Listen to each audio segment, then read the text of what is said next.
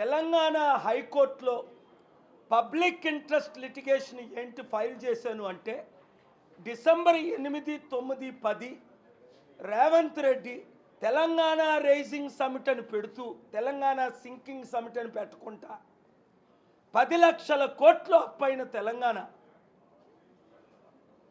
5 లక్షల ఎకరాల భూమి 5 లక్షల కోట్లు విలువైన భూమి 9,298 ఎకరాలు ఇండస్ట్రియల్ ల్యాండ్ని ఇండస్ట్రీస్ పెట్టుకుంటా లేదా హాస్పిటల్స్, స్కూల్స్, కంపెనీస్, చారిటీస్ పెట్టుకుంటా చుట్టుపక్కల ఉన్నోళ్ళకి సమిట్ పేరుని కాంట్రాక్ట్లు ఇచ్చిస్తూ ఇప్పటికే కొన్ని వేల ఎకరాలు ఇల్లీగల్గా, అనెతికల్గా, ఇమ్మోరల్గా పవర్ని దుర్వినియోగం చేస్తూ భూములు కట్టబెట్టేస్తున్నారు. భూముల్ని పోనీ అమ్మినా బాగుండు మార్కెట్ రేట్కి. ఒకడేమో 99 సంవత్సరాలు లీజ్ అంటాడు, ఇంకోడు 33 సంవత్సరాలు లీజ్ అంటాడు, ఇంకోడు 66 సంవత్సరాలు లీజ్ అంటాడు, ఒకడేమో ఫ్రీ అంటాడు, ఒకడేమో లెస్ కాస్ట్ కంపెనీలు పెడతారు అంటున్నారు. ఏంటిది అవసరమా?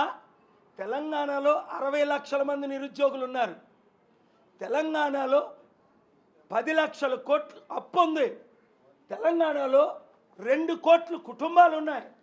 తెలంగాణలో హాస్పిటల్ లేక, విద్యా వైద్యం లేక, నిరుద్యోగులకు ఉద్యోగాలు లేక సర్వనాశనం అయిపోతుందని ముఖ్యమంత్రి రేవంత్ రెడ్డిని గెలిపించాలని ఎలక్షన్ ముందు నేను పోరాడింది.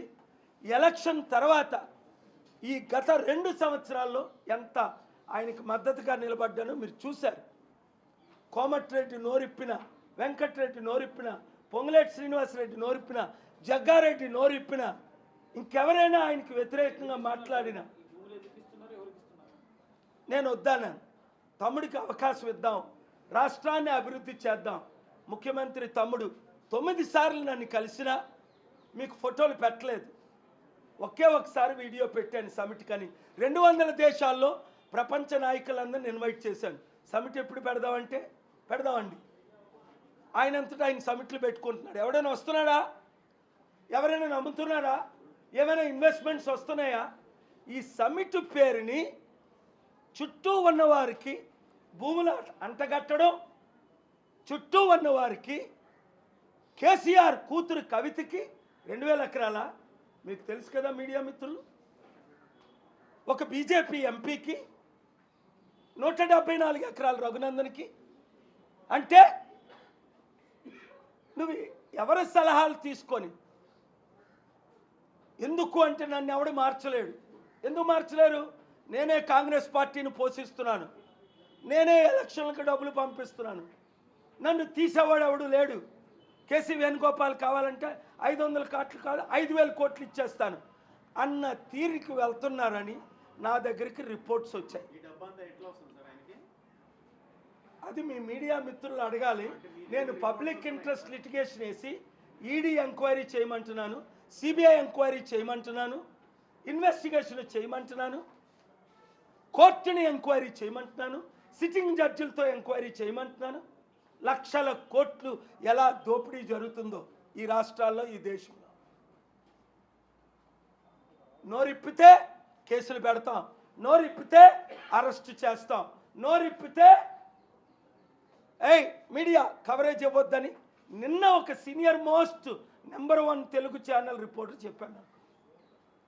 సార్ రిపోర్ట్ చేయొద్దు అంటున్నారు, మీది లైవ్ ఇవ్వద్దు అంటున్నారు. మీడియాను కూడా జడిపిస్తే మేము యాడ్లు ఇవ్వను, మీరు లైవ్ ఇస్తే ఆయనకి, లేదా రిపోర్ట్ చేయనియం, లేదా లైసెన్సులు క్యాన్సిల్ చేస్తాం, ఇప్పటికే కేబుల్ లేకుండా చేసేస్తున్నాం. ఏంటిది? ప్రజాస్వామ్యంలో మాట్లాడే హక్కు లేదా?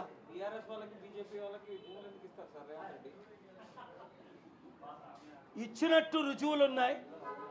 అవి నేను త్వరలో కోర్టులో ఫైల్ కూడా చేయబోతున్నాను. ఇప్పుడు 5 లక్షల కోట్ల భూమి విలువైనది 9,290 దాదాపు 200 ఎకరాలు భూమి ఆల్రెడీ కోర్టులో ఎవిడెన్స్తో ఫైల్ చేశాను. నెంబర్ వేయమన్నాను, నెంబర్ వేయడానికి ఇబ్బంది పడితే రిజిస్ట్రార్ జ్యుడిషియల్ జీవన్ కుమార్ గారిని కలిశాను. నిన్నే హైకోర్టుకి వెళ్ళి రిజిస్ట్రార్ కలిశాను చాలామందిని. మీరు ఎందుకు నెంబర్ చేయట్లేదు, మీరు ఎందుకు పిల్స్ వెందలేదు? రేప్ కేసులో ఆర్డర్ ఎవరు? ఎమ్మెల్యేని డిస్క్వాలిఫై చేయమని దానం నారాయణ 15 నెలలైనా ఆర్డర్ ఎవరు? 18 నెలలైనా ఆర్డర్ ఎవరు? రిజిస్టర్ చేయరు, చేస్తే రానివ్వరు, వింటే ఆర్డర్ ఎవరు? అదే నేను చీఫ్ జస్టిస్ ఆఫ్ ఇండియాకి హంబ్లీ ఐ సబ్మిటెడ్. మీరు వెళ్ళండి హైకోర్టుకి, వాళ్ళ ఆర్డర్లు ఇవ్వకపోతే మీరు ఇక్కడికి రండి అన్నారు. వారి మీద at the direction of the Honorable Supreme Court, I went to the AP High Court, Telangana High Court, filing bills there. If they don't listen, last 14 bills, I personally argued 11 bills. They're not passing any orders. They're not taking any decisions. Supreme Court guidelines very clear. Public interest litigation must be given utmost priority. అందుకనే media మిత్రులారా, ఈ దేశాన్ని కాపాడడానికి మీ మద్దతు అవసరం. Media owners, మీ మీద వచ్చిన ఒత్తిళ్లకు నేనున్నా, నేను మీతో నిలబడతా. ఒక TV9 రిపోర్టర్ని కొడితే వెళ్ళి ఫైట్ ఇచ్చి ధర్నాలో కూర్చోలేదా? మోహన్ బాబుకు వ్యతిరేకంగా క్షమాపణ చెప్పించలేదా? మీడియాకి దాడులు జరుగుతుంటే హర్యానాలో నేను నిలబడలేదా? కోర్టులో ఫైల్ చేయట్లేదా? మీ అందరి కొరకు, రైతుల కొరకు, నిరుద్యోగుల కొరకు, మహిళల కొరకు నేను ఫైట్ ఇవ్వట్లేదా? ఇస్తున్నాను. ఈరోజు ఢిల్లీ పొల్యూషన్ కొరకు కూడా నేను ఏం చేయాలి, మన ఇండియాలో పొల్యూషన్ తగ్గాలంటే గవర్నమెంట్ ఏం చేయాలి, రాష్ట్ర గవర్నమెంట్లు ఏం చేయాలి, ఢిల్లీ గవర్నమెంట్ ఏం చేయాలి, సెంట్రల్ గవర్నమెంట్ ఏం చేయాలి, కోర్టులు ఏం చేయాలి, ప్రజలు ఏం చేయాలి, అందరూ కలిసి ఏ విధంగా ప్రాబ్లమ్స్ సాల్వ్ చేయాలన్నదే మన సబ్జెక్ట్ ఈరోజు. ఒకటి, రేవంత్ రెడ్డి తమ్ముడు వెంటనే చర్యలు తీసుకొని రండి. మా చారిటీ సిటీలో 100 కంపెనీలు పెడదాం, ఈ 9,000 ఎకరాల్లో 100 కంపెనీలు పెడదాం. నేను తీసుకొచ్చే బాధ్యత. ₹1 మీరు ఇవ్వాల్సిన లేదు.